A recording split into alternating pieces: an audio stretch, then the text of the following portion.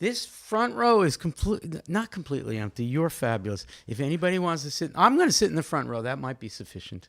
Welcome. We're going to have some more people joining us, and we have a bunch of folks who are joining us by the YouTube live stream, and I want to address myself to them first. Hello. Welcome. At some point, when Carlos has finished reading from the new book, which I'll tell you about in a second, we'll get into a conversation. So people here, we have a portable mic. We'll come around and you can speak into the mic and pose a question or make a comment for Carlos to react to. And we would urge everybody who's watching by the YouTube live stream to use the chat. And we are watching that chat. And if you have a question or a comment, we will convey that to Carlos during the session.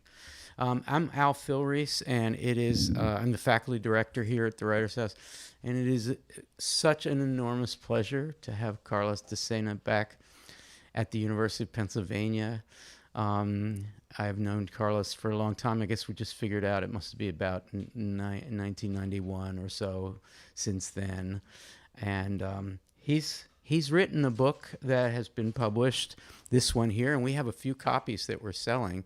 And I'll bet you anything that he will be happy to inscribe your copy of the book if you buy it.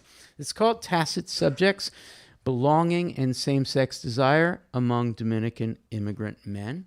It's based on extraordinary research and discussion, and we have it available here. It's published by Duke University Press. And we're here in part to celebrate, in advance of its publication, a new book. And some of us had the privilege of hearing a little bit of it this afternoon, and you're going to hear a little bit of it in a few minutes. It's called Circuits of the Sacred, Faggotology in the Black Latinx Caribbean. It will be published by Duke University Press in the early spring of 2023. Carlos is an interdisciplinary scholar and writer. He's a member of the Rutgers University faculty in two departments, the Department of Latino and Caribbean Studies and the Department of Women's, Gender, and Sexuality Studies.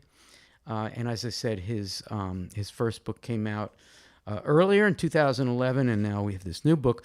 And after our conversation, which is going to start with a reading, we will go into probably the dining room, and there is a very yummy reception awaiting us and some wine. And we hope you will stay, and it'll be a really excellent chance for you to get to know Carlos a little further at that time. So thanks for coming to the Writers House. Thank you. The live stream people, I'm sorry we can't share our reception. Maybe you'll have your own reception afterwards. Take pictures of yourselves at such a reception. Thanks everyone for joining us. And I cannot wait to bring Carlos Decena up to this podium. Let's put our hands together and welcome him back to the University of Pennsylvania.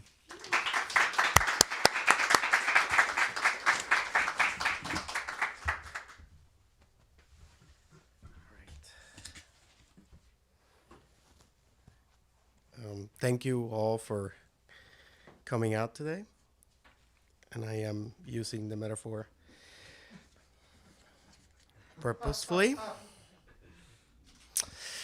Okay, so thanks to Al Filreis,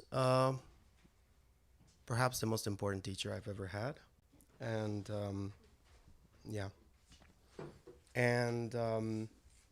yes, and the most important mentor I've ever had. So I just want to pay tribute to you.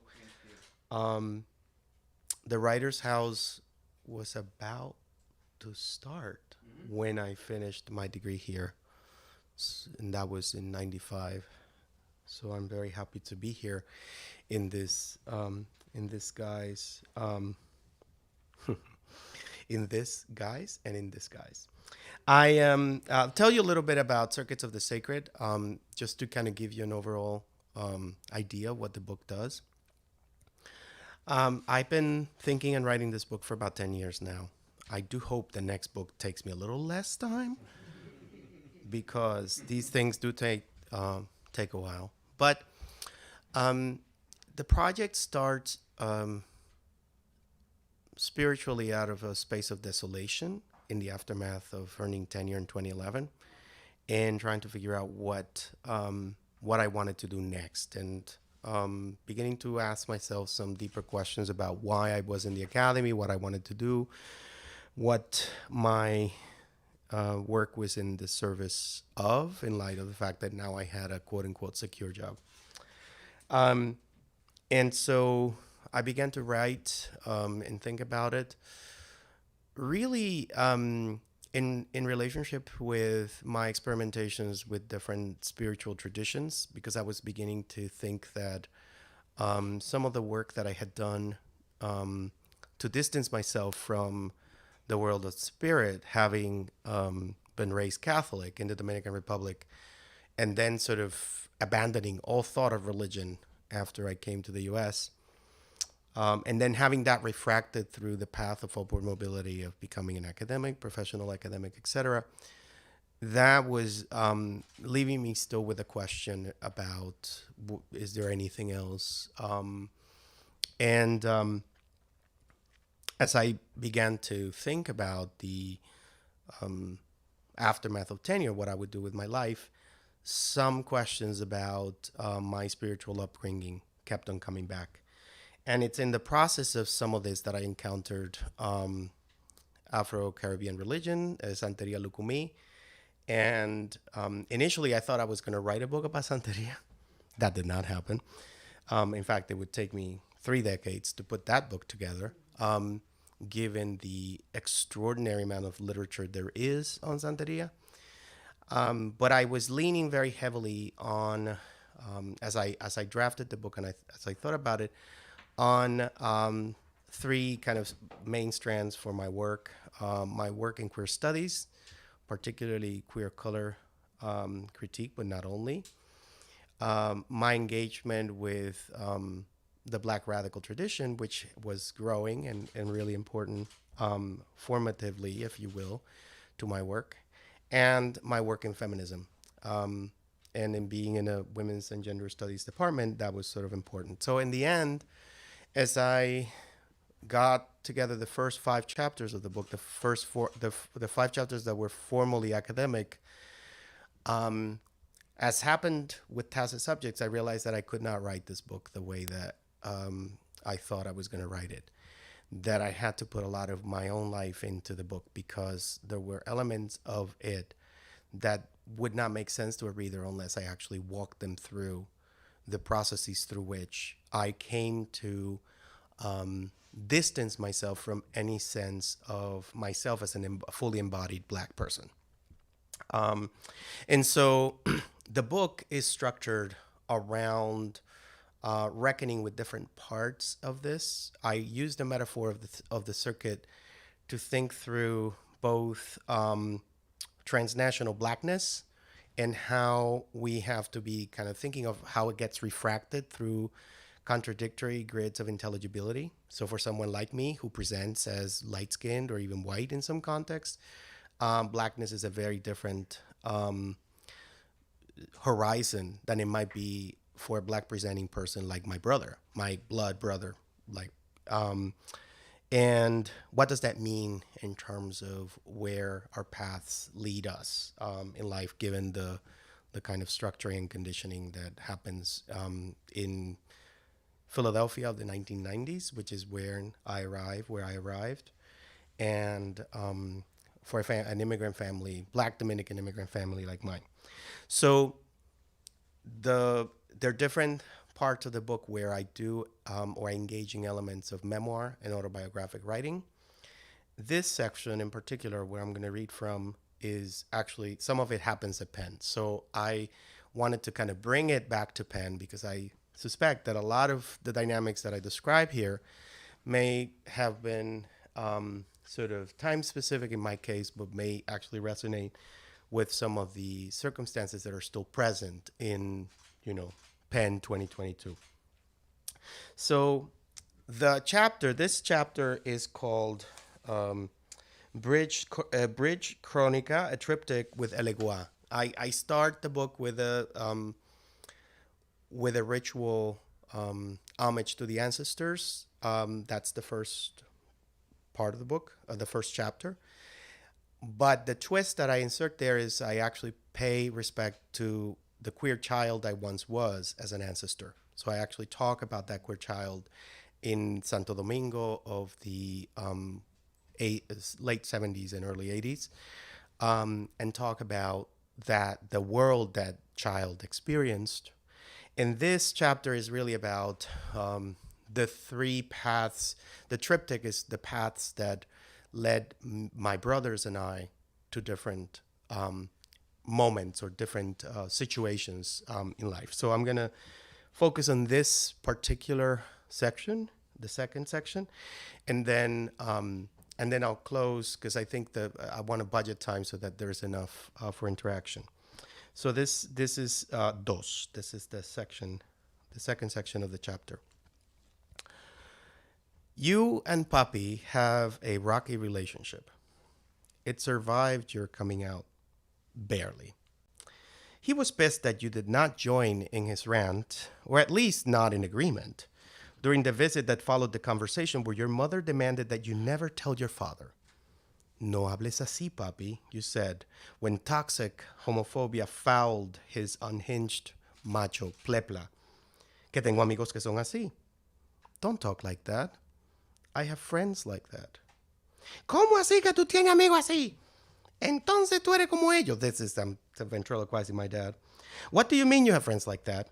Beat, pregnant with anticipation and punctuated by a glare directed at you. Then you must be like them.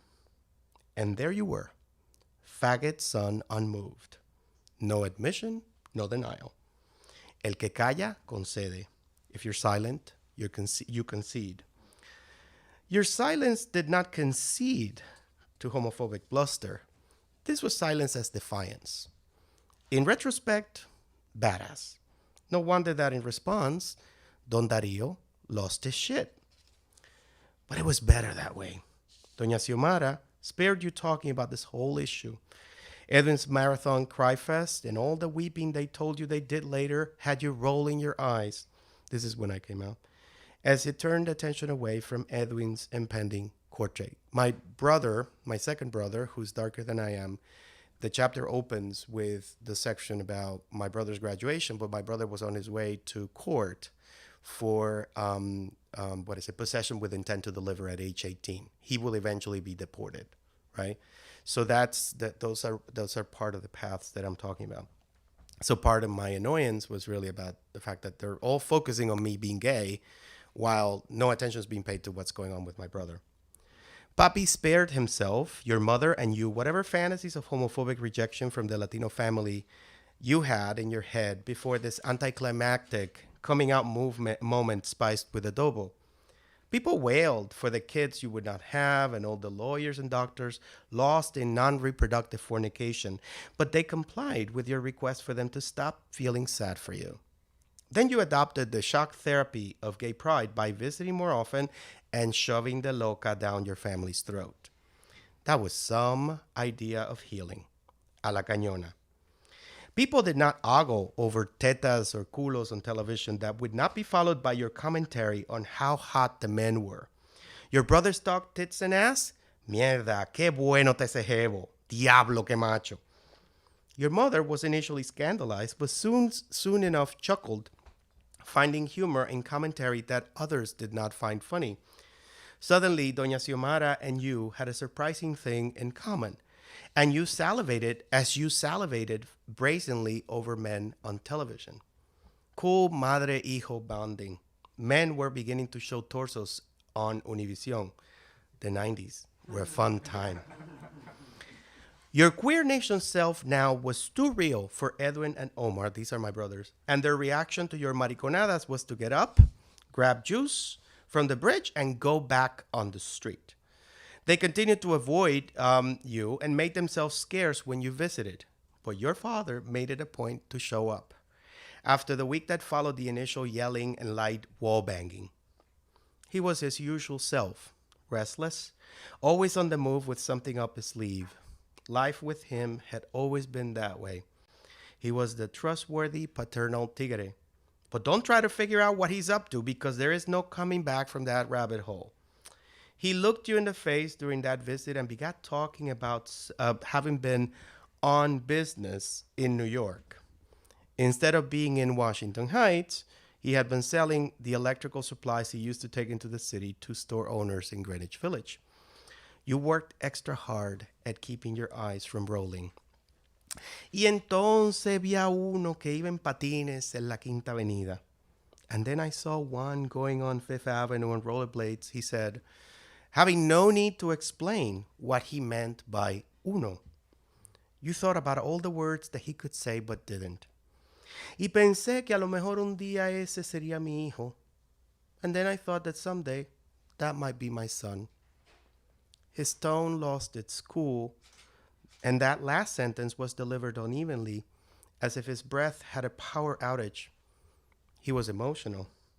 By this time, your jaw dropped down to the basement. You did not know how to respond, and it took a while to set your jaw back in place. A few beats later, he asked, ¿Cuándo es la marcha? When is the march? La marcha de los unos. In a few weeks, you said. Quiero ir contigo. I want to go with you. 30 years after you first came out, you have yet to attend Gay Pride together. Your relationship with Don Dario has had highs and lows, but the gay thing is embedded in the frame of your immigrant story and in the way you came to understand your embodiment in U.S. society. A bridge of return to your family and to working class Philadelphia, held in your father's loving wish to accompany you. Quiero ir contigo. Don Dario handled this like a champ, even though you rarely gave him credit.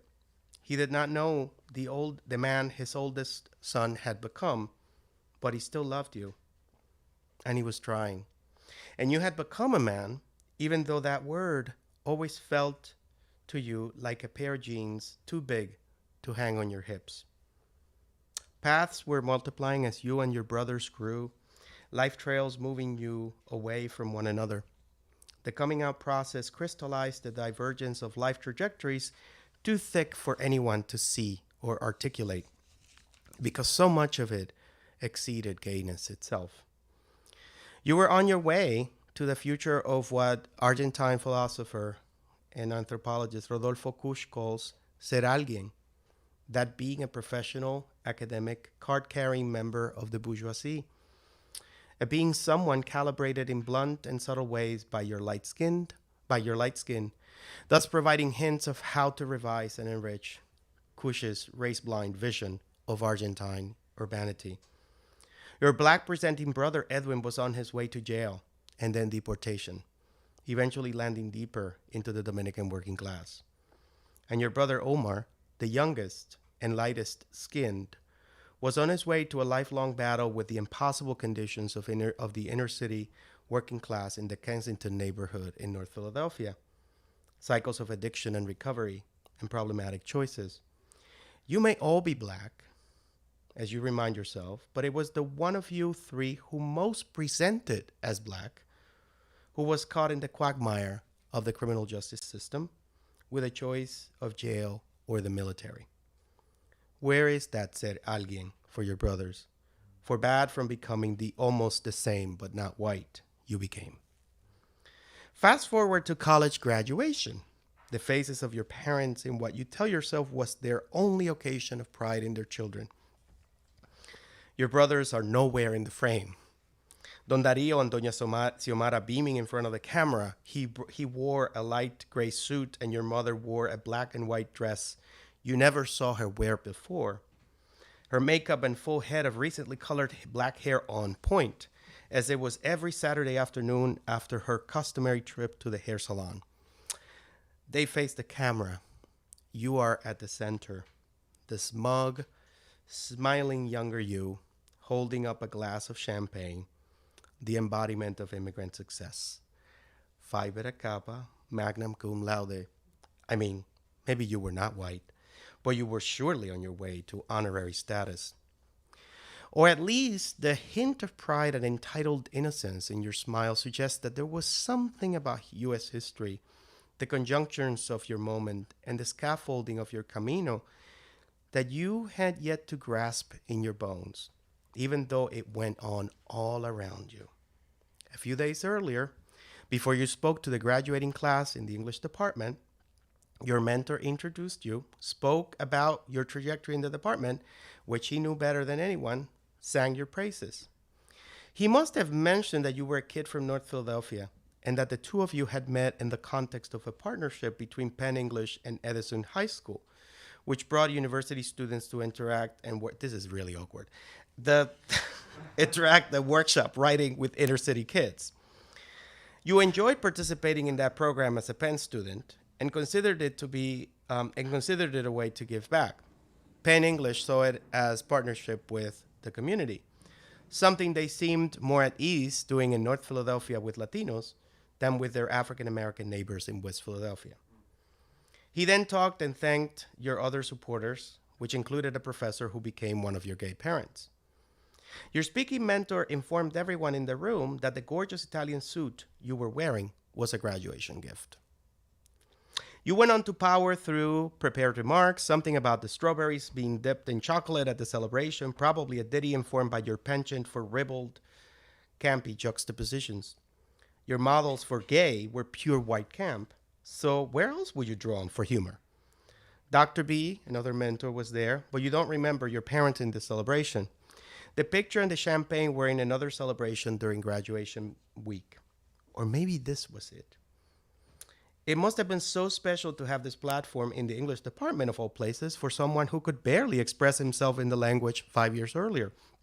You had always said to Dr. B that you wanted to major in English to speak it better than Americans. You wrote the first serious college essays for your mentor when you were 15 with the support of Dr. B, who helped you get into one of the professor's summer classes on poetry. You worked hard writing these 2 one-page pieces, and you were happy to get more than a single space page of feedback from this man. Like Dr. B, he took you seriously, and he was Jewish. The first 2 white people to take you seriously. Again, this is really awkward. A few days later, as you walked up the stairs in Bennett Hall at Penn, one of your college friends stopped to talk to you and said that he found the comment odd. You don't recall the exact words he used in that exchange. Was Generation X using the phrase fucked up? You don't remember your response either, but you remember the feeling of vergüenza ajena, that kind of shame you feel on somebody else's behalf. You probably tried to excuse your mentor, turning him into the inappropriate uncle who pulled crazy stuff out of his mouth and whose verboria you defended the way Doña Xiomara made excuses for the tío who decreed at a family function years later that HIV-positive people should be shot. Nothing is wrong with naming and expressing gratitude for our gifts in public, but something about the generosity of liberal whiteness runs into shaky or shady ground when pointing out that the only Latino in the room and the person of color from the inner city who was the center of attention in that specific moment was wearing a gift from white patrons. You had never faced racism, but that comment prompted a turn in how you were thinking about yourself, not as a creature residing in the specular veil layering the pupils of the other, but as living in the other's noblesse oblige. Elite Penn came to the rescue of the Latinito and succeeded. How does it feel to be a problem wrapped as a gift? What is the gift? Are you a what or who? That's not just a question you ask yourself. It's a question that eats at your guts. Still, I stated above that you had never faced racism, but that's incorrect. The combination of your light skin and immigrant gaze meant that throughout your time at Penn, you would not recognize racism even if it struck you with a baseball bat. Yes, you listened to your mostly white Penn classmates discuss race and racism, especially during the year of the water buffalo incident, when a Jewish student shouted to a group of black sorority sisters celebrating Founders Day and hanging out outside of his dorm, "Shut up, you water buffalo. If you're looking for a party, there's a zoo a mile from here." I'm quoting textually. I'm quoting. In the aftermath of the national and local controversy sparked by this incident, some black women students who were targeted sat in front of you and others to process what had happened to them. You remember the sessions going on for weeks of meetings where the incident was the only topic of discussion. You witnessed how women you loved became undone by what was going on, but you did not understand the source of their pain. You listened. That's all you could do. You looked at suffering in its face and worked up empathy and silence to be supported, but you had no clue of what was happening to them. What is a water buffalo? You could not know pain like the kind these women were trying to process. You had not and would not be likely to encounter it directly, and you had yet to become aware of it. I equivocate again. You brought you brought to your pen experience an immigrant's awareness of what is structurally rewarding about staying as far away from blackness as you could. That awareness acted in concert with your racial schemata to shield or inoculate you from the racism that black presenting people faced on campus every day. For a while, distancing oneself from blackness as a prerequisite for success was part of the air you breathed. It informed your choices. Blackness was the whole, HOLE, all around you, like the weather. Remember the pre-college training program where you got to know black students at Temple, picked up their English, and then had your Jewish piano teacher point out to you that your accent and vocabulary had changed in 1 week? Did you want to continue to speak like that? You clearly had a good ear, but this could not stand. This piano teacher then came after you for inserting valley talk into your speech. Please speak in sentences that have a beginning and an end, she would say, exasperated by her discovery of this white girl in the Hispanic void with a mustache sitting at the piano playing Chopin. Maybe you did not experience racism directly or in a way that was intelligible to you, but you learned the Western canon. You used to style yourself after Caliban, learning the master's tongue so he could curse the hell out of Prospero. But is that where you get down? Or were you more like servile Ariel, always ready to abide by the wishes of the old white man? You found the view of the colonized useful in Shakespeare, though your path proved that things were more complicated than they were in The Tempest. It was legitimate for you to get to know the Western canon, absorb it, and incorporate it into your writing and sensibility, but there was a limit to what the canon for what that canon could or should look like. Your mentors were all white, mostly Jewish, educated and upper middle class, a striking detail of how you learned to be white, but also thought with elements of Jewish history, culture, and values to think about the status of outsiders in Western culture. You avoided taking courses with any of the black faculty in English. And I'm using avoided very explicitly here because I am trying to own what the choices that I made, even though at the time I would never have said that that's what I was doing. At least 2 of them became informal mentors through Mellon, and you did not take courses with the 2 Chicana faculty who came through English and either left or were not renewed. A white mentor said that one of the Chicanas in the department would not be reappointed because she was not up to snuff. She eventually left the academy. You attended a meeting of the Movimiento Estudiantil Chicano de Aztlán, MECHA. You got to know other students of color on campus only through Mellon, which required weekly meetings of the fellows, but you read no writers of color in your English major until senior year, when Gloria Ansaldúa blew your mind. Her tripping on the racist mestizaje of Jose Vasconcelos as somehow progressive would later trouble you. Never mind that Pierre Thomas, James Baldwin, Malcolm X, Nicolas Amor, Jesus Colon, and Claude Brown were part of your literary bridge to the English language in Edison Ferreira High School. And watching Paris is Burning at age 16 in the company of Dr. B, years before you would come out, was a revelation to the frightened Barbie inside. The Jewish Holocaust became the preferred vehicle through which to articulate your adolescent fear regarding your own life, wedded most heavily in your mind's eye to your homosexuality. This helped, but it also obscured the deeper price exacted on your psyche in becoming somebody. I mean, you were reading Kafka and nursing the metaphor of the apple thrown and stuck in Georg Samsa's stomach as if the apple lived in your own gut, rotting, as if its collecting maggots and worms symbolized a putrefaction consuming you. You cried unconsolably and inexplicably down Walnut Street with Dr. B after watching Agnieszka Holland's Europa, Europa, feeling as if the infection in the penis of the young Solomon Perel, caused by his attempt to manipulate and hide his circumcision as he hid his Jewishness to save his life, was a metaphor for the festering infected wound of your truth. Despite his whiteness, if you did not share in his cut pecker, his plight and his agony brushed you close. Your initial reaction to Paris's burning in discussion with Dr. B eschewed any hint of identification with the Queens and Jenny Livingston's story. The movie stayed with you, but you held them at a distance, their flesh continents away from your own. Perhaps here is where your mind's eye settles on the deletion of black queens and femmes in your own plight. First as a working class barrio kid and then as an Ivy League college student. Unlike the black pioneras in San Juan Bosco, the Paris locas lived in a country separated from you by the magic of celluloid, residential segregation, blight, and elite education. Theirs might be additional corpses piled on your path, but their ends did not brush you. Yet. You have long thought that coming out delivered you closer to yourself, but there were small and consequential signs of your being educated in the protocols of whiteness, even as you began to live under the banner of gayness. Remember the light-skinned Puerto Rican guy who made possible your first stab at sucking cock, telling you the next day that he needed space? You were calling him from the public phone around the corner from Mississippi. I actually did this. I did. Public phones existed at the time. After taking a bus ride there from North Philly a day after your coming out to him delivered you your first taste of a penis and the texture of pubic hair.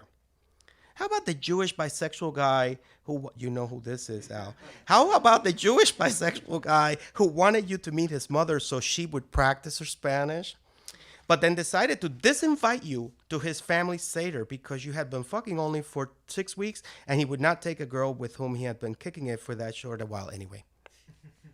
Remember how Latina chancletas crazy you became when he told you the night after you missed seeing one another that he had been fucking a woman? Oh, and Steven, the white guy who dumped you over table manners. You fuck good, but you do not know how to handle your silverware, so let's blow a load, but no way you will meet mom and dad. And wait. The Uruguayan guy, hot body and as loquacious and beloved by his fawning friends as he was unemployed, who spoke I can do shade, and who spoke 5 languages but was so distressed by your pen petulance that he called the whole thing off, explaining that he just couldn't deal with you having, quote, an ego the size of Montana. You entered this gay world looking for a sense of self. This was largely a vanilla world in 1990s Rittenhouse Square in center. I don't think that's changed that much, but whatever. You made no effort to gravitate towards black people, let alone people of color, unless they moved within these Tony circles, or unless you took the L to go visit Papi Mami. You may visit with fantasies of messing with men, with meat that looked like your own, anonymously or casually, as was the parlance then, or by watching the ghetto porn of the Latino fan club, or the male orgasmic pyrotechnics of Kristen Bjorn porn videos. Like you are still wondering how Bjorn made his men come on cue without touching themselves. I'm still asking myself that question. I need to add, before I die, I will ask him that question. Their flying man juice is a signature of the times. You also had trysts with black and Latino men, but nobody stepped off the celluloid to convince you men like you were more than the fetish objects in Robert Mapplethorpe's gaze and interjected into your eyes as you watched and milked your own meat, staring as Kobina Mercer did to the black dong sliding out of the polyester suit, hot. Yet Dr. B had also introduced you to documentary filmmaker Marlon Riggs. And the chronology is getting crossed here, and not in time. This encounter, like your encounter with Gloria Ansaldúa in the English course with Eric Chaffetz, changed you in ways you're still untangling. You can't remember if you saw Tongues Untied upon its release, or if it became yet another cultural object she brought to your attention after you came out to Dr. B. If it showed at the Ritz Theater in the early 90s, you must have seen it with her. Apart from embracing and making space for you when nobody else knew you were gay, Dr. B let the librarian kick into high gear and filled you up with books, films, articles, everything she could lay her hands on. She reminded you of James Baldwin, whom you read in high school, voraciously, You recall how emotional your response was to go tell it on the mountain, even though you read it when you were still learning English, and how Dr. B emphasized the emotion in Baldwin's prose, barely beneath the surface. The expression in Spanish, the equivalent expression in Spanish is equivalent to up his sleeve is a flor de piel, emotions as flowers up your skin. That's a James Baldwin you sensed but could not fully explain to Dr. B or to yourself at 15. She reminded you of David Acosta, the Philadelphia-based Colombian gay activist and poet who came to your high school and with whom you must have workshopped some of those Spanish language poems of yours that were best left in your journals. Or Francis Negrón Montaner, a North Philadelphia-based queer trailblazer whose film Brincando el Charco you saw in the theater and on TV before your mother bought her house on East Street and while the family lived on Sterner. Francis also came to Edison and spoke to you and other students in the library. Your gratitude at their remembered bodies in your mind's eye gives you goosebumps. Dr. B was your self-appointed Jewish mom who risked mystifying and alienating everyone, including her own family, by taking you under her wing and taking you everywhere she went after you met in fall of 1989. You want to credit her for taking you to your first classical music store, Tower Records on South Street. Some people here might remember this. After taking the TOEFL. But that credit goes to your cousin, Carlos Alberto. Dr. B just took you to the Tower Classical Annex all of the time. And you discovered Canadian pianist Glenn Gould in a cassette recording of 3 Beethoven sonatas, which would be your soundtrack for months, together with a recording of 3 of Bach's Brandenburg concertos. Hearing the Brandenburg still brings you back to those first years. Before meeting her, you had never owned a classical music LP. In Santo Domingo, you heard the last movement of Beethoven's Ninth at the home of a friend who was a quote-unquote rich kid, but you never owned records, let alone play them at home. Dr. B changed that. She was the companion, cheerleader, and dog proponent of how much more you could be, decades before you could know. You showed up bright and early at the school library, ready to discuss a serious intellectual question you had in the morning, while your father ranted at home about how the 3 of you needed to get up and meet your bright futures. Breakfast with Dr. B were accompanied by bagels and the tea she prepared before you dashed out to homeroom. The library was your hangout. In the half of high school you finished at Edison, you did not interact with students outside of class. You did not even go to lunch in the dining hall. This woman was her own brand of a 90s search engine. You just had to mention something in your conversation. She would research it and return with a packet of information. She dripped curiosity and dropped knowledge with a shocking shamelessness. The same ferocity she brought to defending you, pushing for you, and not giving a rat's ass about the quizzical looks thrown your way at Philadelphia Orchestra concerts, Borders bookstores, or at the Ritz film theaters. Admittedly, the pairing of a middle-aged white woman and an adolescent Hispanic man going together everywhere looked funny. Everyone in your extended family talked about it, but nobody dared even bring it up to your parents, who probably wondered, what the hell? But gave your space to have this relationship and never asked questions. To papi mami, Dr. B was always la señora, the lady. Some people must have seen the cougar with the brown boy foster child boy toy. You smile at the thought of someone thinking that.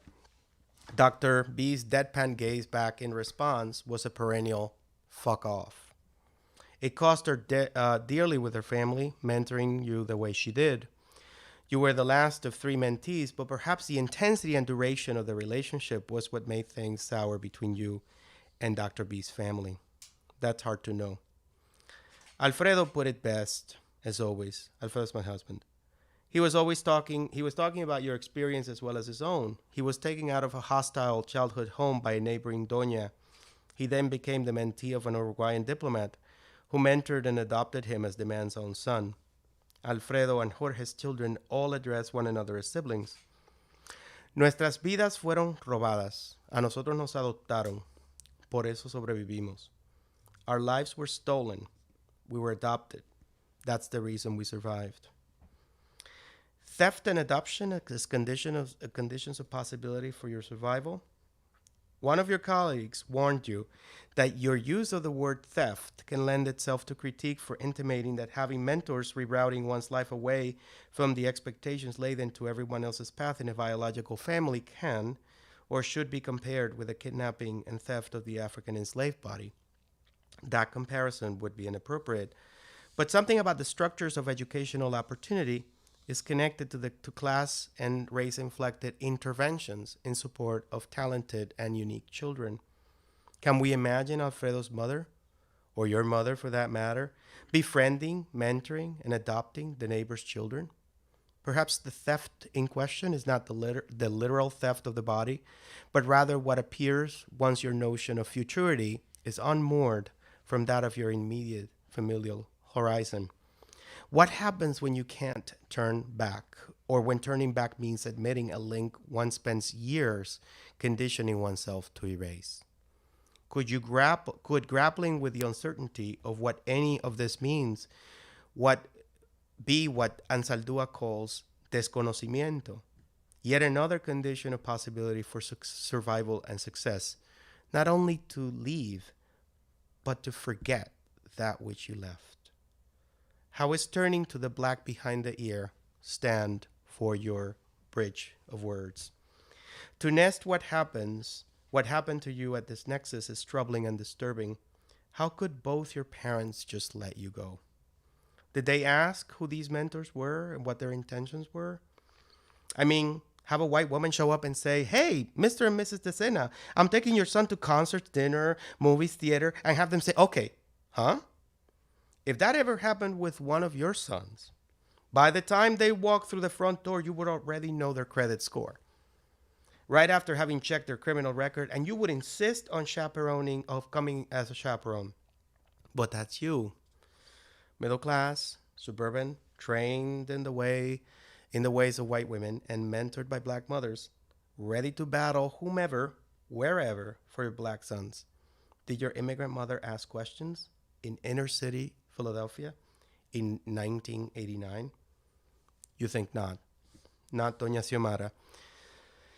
Your mother grasped and respected what Dr. B did for you, even though she could not know exactly what that was. Even though this meant that you grew apart from her, becoming close with another mother and increasingly less able to cross the bridge back. This is what you think. Doña Xiomara never said anything. She never asked anything. She just let it be. As the Spanish say, Doña Xiomara understood and acquiesced to what was best for you. Dejarlo estar. Mommy loves like this. Let it be. Thank you.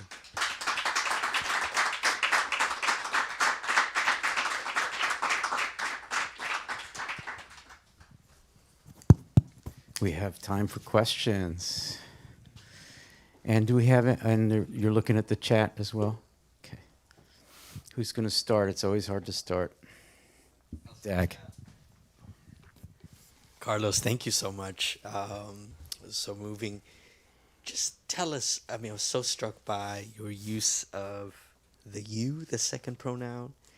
And immediately I thought about Claudia Rankine, Citizen, and the way she uses you to flesh out, all these, the making of race, the working of race, but how you opted for that retrospective you to kind of take stock of your, adolescent and young adult life. So one of the things that I do in this book, and some of it came intuitive as I wrote. Sometimes I soon realized that I couldn't just do because the writing wasn't flowing with I. So I started, doing what I now call dissociative. I was going crazy, so I might as well. Like crazy people, let's talk about me in the third person, that sort of thing. I figured might as well, there'll be maybe a little bit of originality. So there are moments in this book where I talk about the scholar, this is, I think, one of the very few places where I use the you. Part of it is I got some feedback from someone that it was really kind of unsparing. There's a lot of like, and this is actually one of the few places where I just really, really do this. I need to, I feel like I really needed to have that happen as a way of reckoning with with the debris that we leave in the aftermath in the aftermath of making ourselves into somebody, like dealing with the damage. And I was actually thinking of Junot Diaz, actually, and it's interesting that because he uses you in one of the stories in Drown, and part of it is also to implicate the reader. So there's a kind of triangulation with the reader, to invite the reader to not to do the psychoanalytical identification, but to find ways into the points of connection with the story or with the structure of what's going on. There's so much about this that I couldn't really see, that it's only the retrospective gaze that allows me to do that. And there's a lot of stuff that I could not have owned in the moment, even though I knew that's what I was doing. I was very aware, because I have, I was talking to a group of students today, and there were Black faculty I could have studied under. Some of them are still here, and yet I made the choice. And it wasn't that any other person told me not to take them, but I understood that there was something about that maybe, like I don't do that work or whatever. And it's maybe a bit of how implicit bias works structurally. So it's like not overly racist, but as an immigrant, I'm sort of reading what the kind of work that Blackness does in spatial terms. And a lot of what happens, even today, I find myself having to question situations in which I become complicit. Because I'm not, part of it is that I'm trying not to let myself off the hook. I'm trying not to claim moral purity. I'm trying to sort of map something in which we are all potentially complicitous, and where best of intentions don't, yes, best of intentions are there. They're there most of the time in these kind of gray area zones of support, of holding space, and mentorship in particular. But we metabolize it becomes part of how we relate to one another. So it's very hard to escape. So even not escape, but it's hard to stand outside. I always recall Al used to, a lot of the pedagogy, the pedagogical structure of Al's teaching is around taking a position, and you have a circle and you have sides and whatnot. And I remember some of us would be so like irate at the way he was framing the debate that we would sit outside the circle, right? But then, or in the middle, like to just make a scene because we didn't like the frame or whatever. But then soon enough you realize that it's that part of a lot of the problem is really about that quest for the high ground, the moral purity. That when you look for that, then you don't deal with the hot mess that is actually living and making decisions, and then retrospectively saying, that was kind of fucked up when I did that, right? So the you is a bit of that, kind of that struggle with that, the mirroring, if you will, and inviting perhaps the reader to enter the story that way. And I could see the connection with Rank, even though I'm not as familiar with that specific book. Thank you so much, Carlos. This was so beautiful. And I particularly found your conceptualization of queer child as ancestor very thought-provoking. It is like paradoxical in a way that you are talking, whether learning from the failure of a child or the wisdom of the queer child that enlightened you. So I wonder if you can talk more about queer child as ancestor. Yeah. So this part of the book comes after the kind of tribute to the queer child, where I talk about the queer child in a kind of nearly phenomenological way, like how I kind of moved in my neighborhood. But I do a lot of mapping of sort of black, queer, and femme figures that were conditioning how that child comes to understand themselves in relationship to that world, the world of my childhood. And a lot of what I came to understand about being gay in my hood avoiding was about thinking that the horizon was having a life like the ones that I saw them lead, which were invariably cast as tragic by the elders, right, in my neighborhood. And so many of them died of AIDS, right, because it was the first wave of the crisis. And it would only be years later when I returned to my neighborhood that I would find one of them. And it was very funny because he thought I wanted to like kick it with him or something. And I said, no, I actually want to talk to you. and we're sitting down and we're talking and we're gossiping and whatnot. And one of my best friends, somebody I did my first communion with, was trans, and later sort of found themselves in that path. And Zero converted at some point and really dealt with a lot of neighborhood sort of abuse and all kind, and then died. But I learned this too many years later, right? So I didn't have time to come back. I even went to their house, and it was one of those things because their house was still the little house I remembered from my childhood. And so it was like I stood in front of the house, and I was just taking in that sense of loss, but also that sense of rage. Like, where the fuck did you go? Why are you coming this late? Kind of thing, like, you know.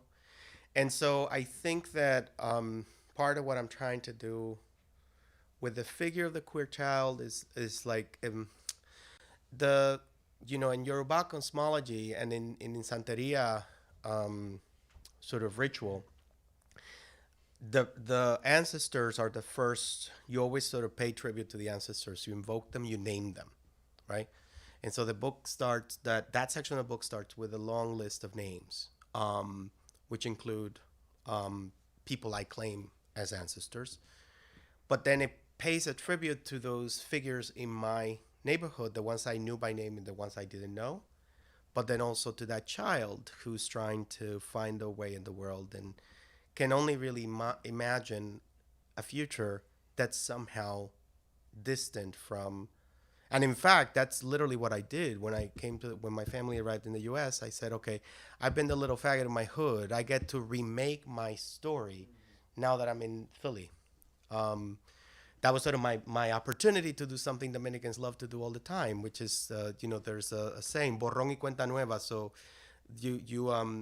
when a new government comes in, it's like they press delete on the past and move on, right? You have no acknowledgement. And part of what I'm doing is trying to own that past, as messy as it is, but I think as a way of holding space for those queer children who may be still trying to sort of. I actually think of the book as a love letter to queer children, and to hold space for those possibilities of being something other than that which we've been taught to abhor about ourselves. Because a lot of this is about queerness, but my turn to blackness is because blackness is that which I have been told to abhor the most about who I am. And so even though I refracted it through queerness at the beginning, because that was the language that was intelligible to me, in the process of writing this book and thinking retrospectively, I realized this has been about blackness all along. It's just that it's taken me 20, 25 years to sort of see it and say, oh shit, that it was there all along. I just didn't see it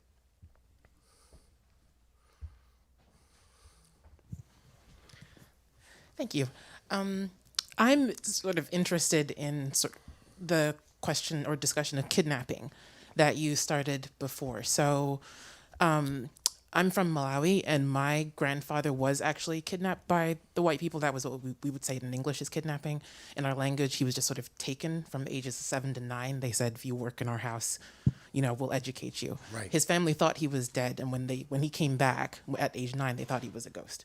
So a couple of generations later, I ended up at Penn. I did my Penn undergrad here, and I still work here now. And so I see my conditions of being in the U.S. as contingent upon kidnapping. And so when you talk about people finding that complicated, in my mind, I'm like, but isn't that true?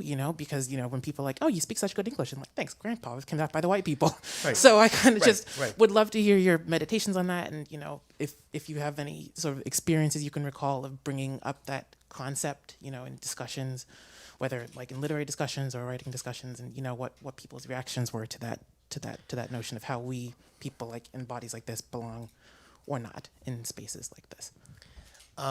Thank you for that question. I think my sense is that when the book is out and it gets this is one of the questions that's going to come up, and I really appreciate an early opportunity to think about it out loud. In the Dominican Republic, it's very typical for people to take.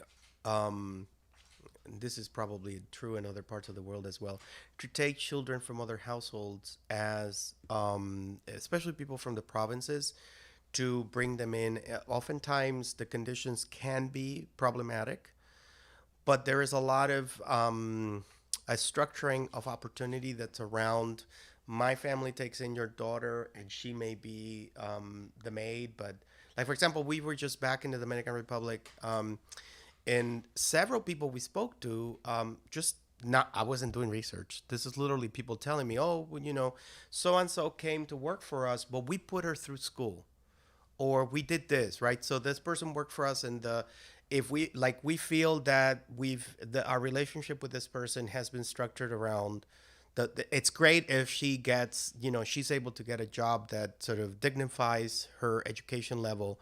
And so by the time she leaves,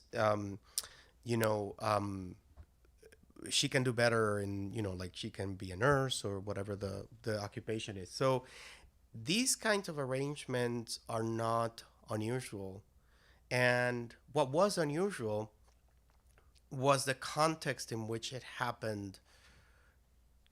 Well, it wasn't even unusual. Like I think my mother and my dad recognized what was going on with Dr. B as something like these arrangements that were structured around mentorship, where she was literally taking me out of the hood.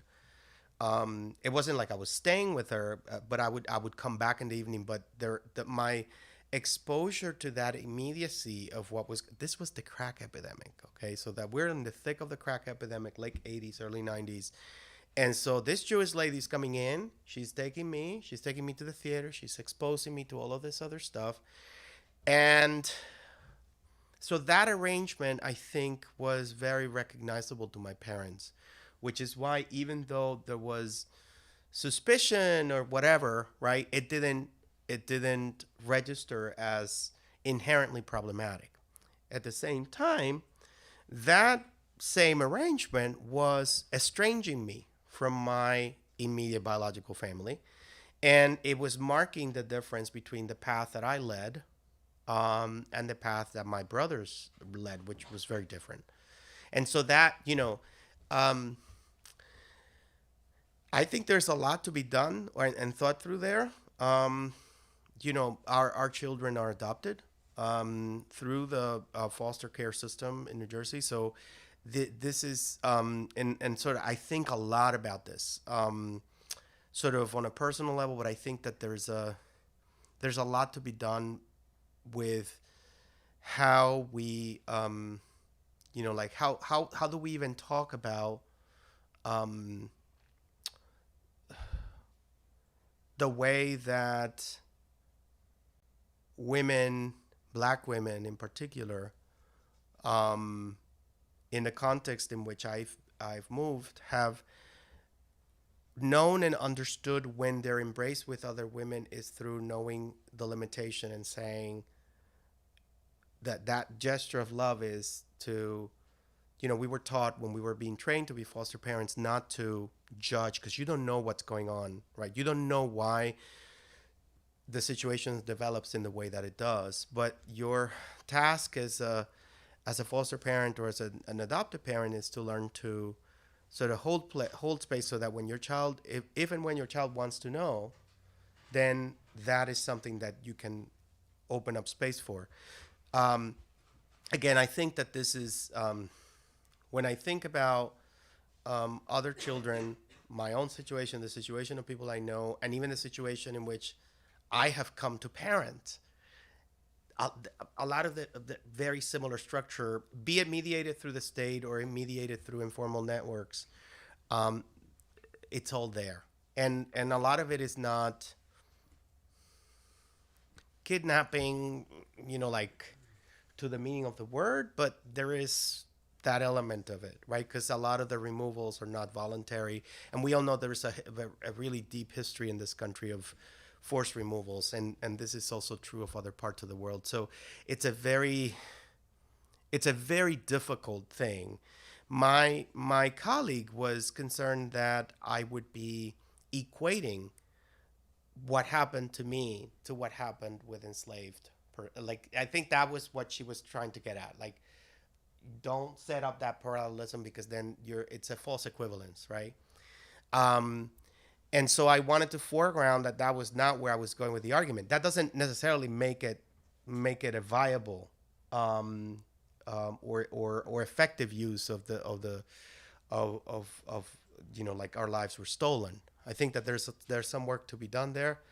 I don't think I necessarily got it right, but I think that not getting it right can be an opportunity for many of us to have a discussion about what this means, because I think in a lot of fields we have a really hard time actually touching certain words or framing things in certain ways, because we are really afraid of really like the thought that we may be wrong. I would rather be wrong and and not just be called out, but sort of think with like, okay, so why is this wrong? Because in this setting, when you start thinking about the situation, I'm not saying that when I'm talking about this that it's exactly the same thing, but this is a variance of dynamics that are not really that far from one another. And of course, the degree of horror is different, right? Because being put in boarding school or other examples of these kinds of things are horrifying. But I think that there is something going on here that may be a distant cousin, if you will pardon the metaphor, to some of these other removals that are drastic, traumatic, because there is trauma. And even if when I think about one of the things that happens in the third section of this book is it's literally about a health situation that my mother has and what it means to travel back to go attend to that, having spent so much of my time running away from precisely this particular situation, the familiar and familial situation. We have time for one more question, and then we'll have a reception. Hello, Professor Decena. My question goes along with the last thing you said about your mother, particularly at the end of your reading of naming the silences and being a way that your mommy loves, and recognizing that. So I'm wondering what it was like to walk across that bridge back with her and perhaps with other folks in your family that you've invoked in the text. And what that process was really like. And I'm asking selfishly because this is something that I'm considering as well in my own work of sometimes that could be really hard. And so what care practices do you instill for yourself, for the folks that you're walking back with to and from as well? Okay. My mother has dementia. She's at a nursing home. And I had once I had a dream that she and I were walking in the streets of Havana, And then I turned to her and I said, because, you know, like when dementia happened, we all thought that there was some traumatic event. And of course, in my family, everybody thought my dad did something, right? My mother's family, they're like, you know, my mother has like 10 siblings or whatever. They're all calling me and they're like, what did your dad do? And whatever. And I even thought, I came to a point where I really thought that, shit, you know, what did he do? What did she see? You know, that she got traumatized. And I remember this dream I had. It was very distinct. You know, I usually don't dream in this kind of vivid way, but this was like, it was rolling a movie and I turned to her and I said, Mommy, so why did you stop talking? And in the dream, she says to me, oh, I just needed to get revenge from your dad. It was something like that. But my mother would never say that, right? My mother is the kind of person who, her thing was the understatement. Her thing was the understatement, the pithy phrase. My mother would call me and leave phone messages, you know, yeah, what she would be like, querido Carlos, te llamé, tu mami, click. I'm like, and she did this to me all the time. I mean, I was in college. She would, it's like she writes me these like little telegrams, but they're phone messages, right? So that was my mom.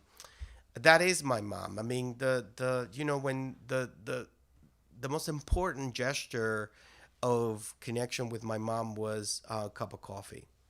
So the moment I knew something was awry when my mother would not want to have coffee with me, that was, you know, the sign that the loss was major. And I think I'm still sort of in the process of figuring out that transition.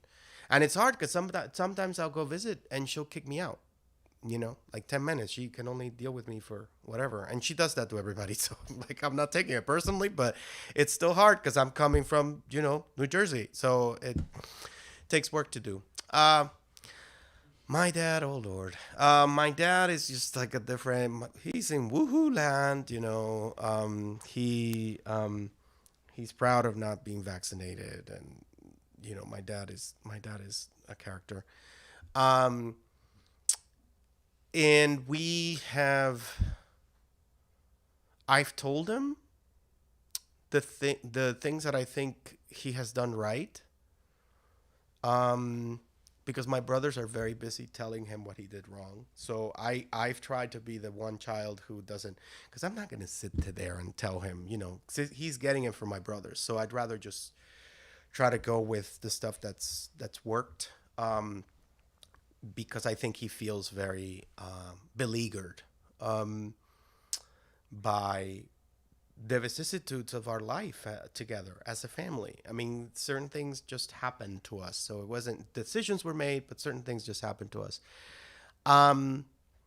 With some of my mentors, I've been able to have face to face, like, let's talk about this and let's work it through, or not work through, but just sort of, I want you to know that, you know, and I think we've figured out strategies of repair, because I think a lot of this is not, it's not about the individual. I mean, it is about us because it's happening on an interpersonal level, but I try to keep the longer view in sight, because that's the hardest thing to get when we're dealing with these micro practices, that like the way that this stuff plays out, which is what I'm trying to capture.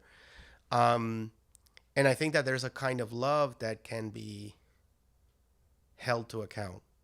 That loving somebody is also being able to say, still, while, you know, looking at the face and say, you know, this didn't feel right, and to be able to move on together and say, I still love you. I'm not moving away from this, but this hurt in this way.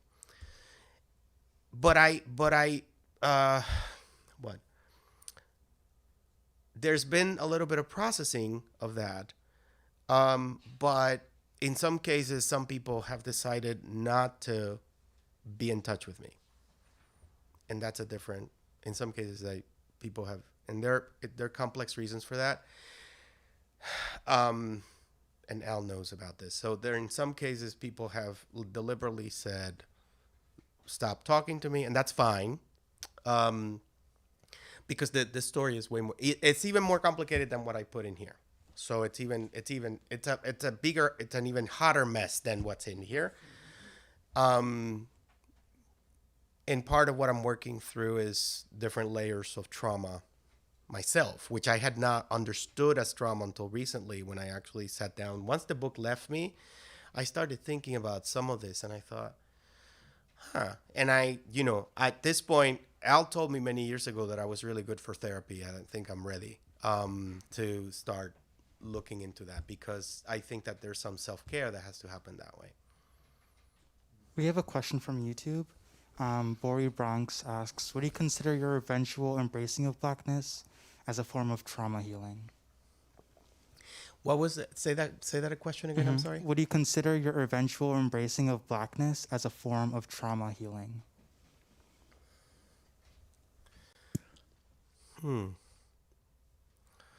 Okay, so I'm relatively new at thinking with the notion of trauma. So I'm gonna express my gratitude for being presented with it this way in the question.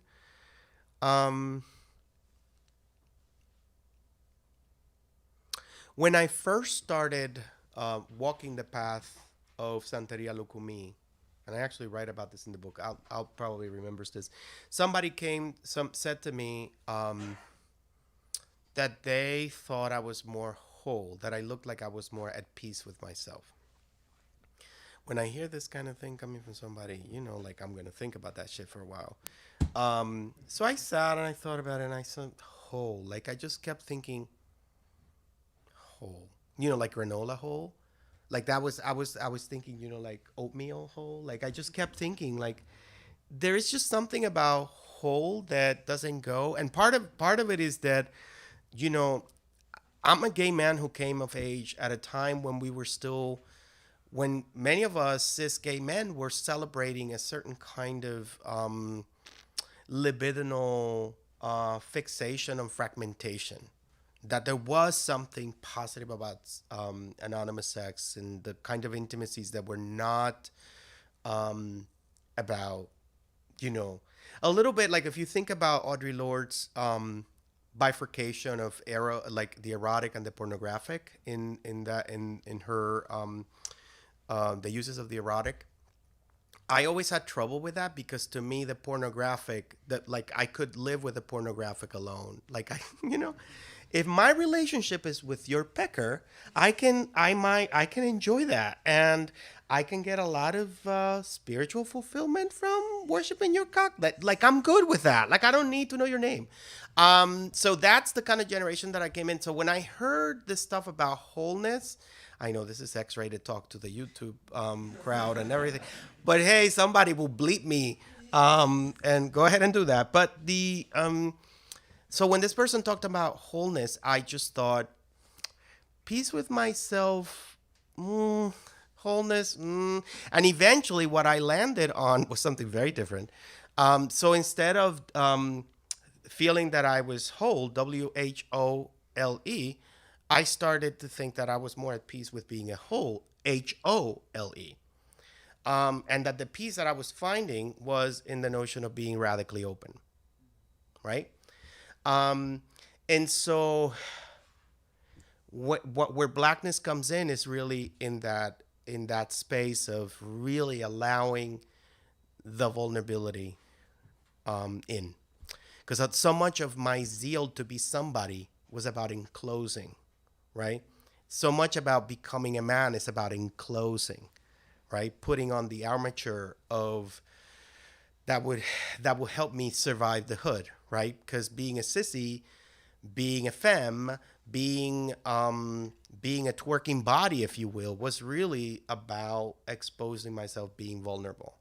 And so for me, that's where it's at. I don't know about healing. I don't know. I mean, it's really, that's the most honest answer I can give on that. But I really appreciate the question. Thank you. This is an I've had the privilege of reading it before it's been published, but it'll be published a year from now. No, less than a year from now. Less than a year from now.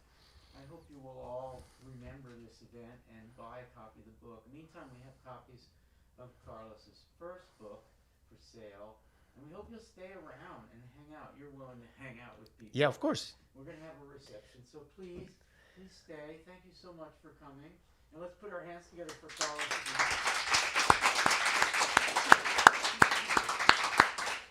Such a great reading. Thank you. We'll see you back there, and if you're nervous about distancing with the mask off while you're eating, the house is big. You can find a spot. You can also, if you dare,